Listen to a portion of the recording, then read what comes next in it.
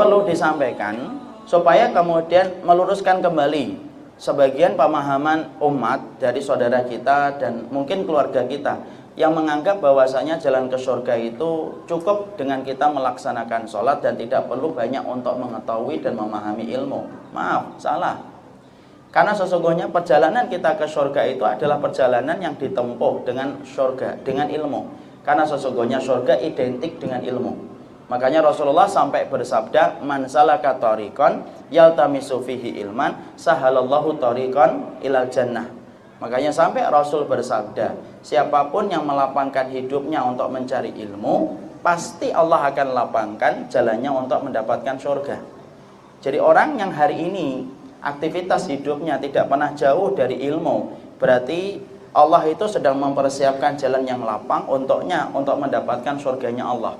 Tapi siapapun orang yang tidak pernah meluangkan waktunya untuk mendapatkan ilmu, berarti dia mempersiapkan jalan berlubang ketika ingin mendapatkan surga. Kenapa? Surga tidak pernah datang kepada orang yang tidak pernah mengkaji ilmu ketika dia merintis dalam kehidupannya. Kenapa? Karena banyak sekali orang-orang yang hari ini kemudian mereka tidak mau menempuh jalan ilmu. Ibu, berapa banyak orang yang mereka mengambil jalan spiritual menurut bahasa mereka. Kita mengadakan perjalanan spiritual, tapi ternyata perjalanan spiritual yang mereka tempuh bukan mendekatkan mereka ke surga, tetapi justru menjauhkan mereka dari surga. Saya banyak melihat ada fenomena orang-orang yang melakukan perjalanan spiritual yang asalnya pakai hijab, melepaskan hijab. Dulunya pakai jilbab, malah melepaskan jilbab.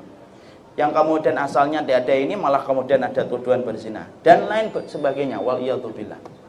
Maka itu menggambarkan kepada kita perjalanan spiritual kita, kalau boleh kita memakai bahasa itu, sesungguhnya perjalanan itu ditempuh dengan surga. Makanya kalau kemudian sering saya membuatkan tamsil atau sering saya membuatkan kias yang gampang, kalau kita ingin kerja ke Indosat, ke Telkomsel, kita aja sepakat bahwasanya kita harus untuk sekolah itu 16 tahun. 6 tahun SD, 3 tahun SMP, 3 tahun SMA, kemudian ditambah dengan 4 tahun kuliah. Hanya untuk kerja di Indosat ataupun Telkomsel. Duduk mendapatkan gaji antara 1 sampai 100 juta. Dan kita sudah memaklumi secara logika, harus sekolah 16 tahun, ijazahmu harus S1. Ijazah S1 pun sekarang banyak tidak diterima di kantor, harus S2.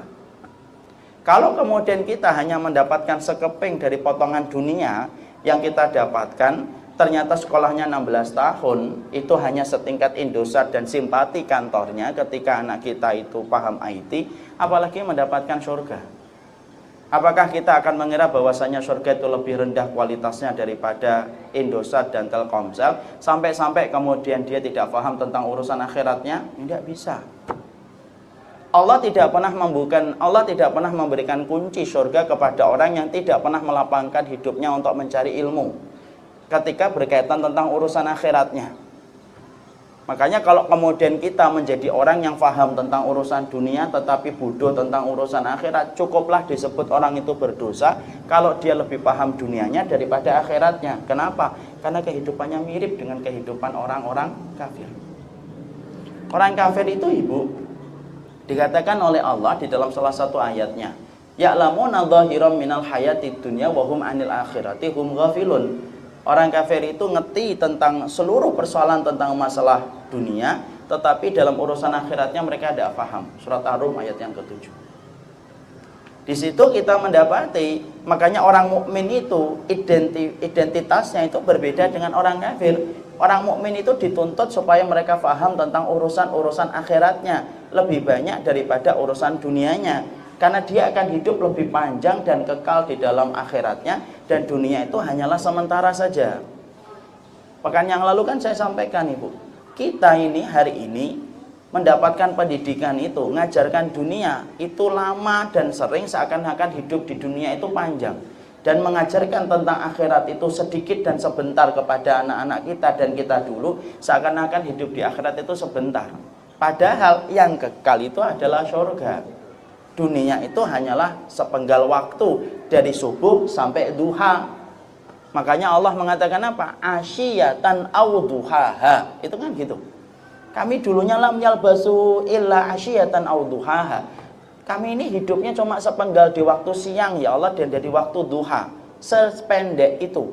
Bahkan kalau kita kaitkan dengan surat Al-Hajj bahwasanya satu hari di sisi akhirat itu 1000 tahun, berarti kalau kita hidup 60-70 tahun hanya 1,5 jam menurut ukuran akhirat. Apakah mungkin ana dan antuna bisa datang ke satu tempat yang mana kita tidak paham tentang perkara akhirat kita? Sebagaimana kita akan berkata naif kalau ada orang yang ingin pergi ke satu tempat tapi tidak paham tentang tempat itu sama sekali. Ada orang yang pergi mau misalkan ke Babelan, tidak ngerti tentang Babelan, jalannya kemana tidak ngerti. Orang akan berkata, kamu itu ngapain mbak ke Babelan? Ngerti Babelan aja tidak ngerti. Di sananya ada apa? Nggak ngerti. Apa bahayanya? Nggak paham. Apa hal-hal yang bisa kamu dapatkan di sana? Kamu nggak ngerti. Makanya kemudian kalau ada orang ketika mereka ingin mendapatkan surga, tapi jalan tempuh yang dia lakukan dalam kehidupan ini jauh dari ilmu, ya maaf, berarti kemudian kita sedang jauh dari surga. Karena surga itu identik dengan ilmu. Dan itu maaf juga untuk anak-anak kita, Ibu. Anak kita jauh dari ilmu yang berkaitan tentang akhiratnya, berarti kita menjauhkan anak kita dari surga. Karena seluruh para ulama itu menyampaikan ilmu termasuk perkara pokok di dalam untuk mendapatkan surga. Bahkan berulang-ulang kan mungkin ustadz yang menyampaikan akidah sudah sering menyampaikan. Salah satu syaratnya tauhid itu la ilaha illallah. Syarat yang pertama itu apa? Al ilmu al munafi lil jahl. Ilmu yang menafikan kebodohan. Karena makanya sampai pentingnya ilmu, Allah lebih mencintai ilmu daripada ibadah. Rasul sampai mengatakan al ilmu ahabba ilallah minal ibadah. Sampai Rasul menyampaikan dalam satu riwayat yang sahih, ilmu itu lebih dicintai daripada ibadah. Makanya Imam Syafi'i pernah kan disuudonin ketika dia berkunjung kepada salah satu rumah, kemudian beliau malamnya tidak tidur tapi tidak sholat tahajud.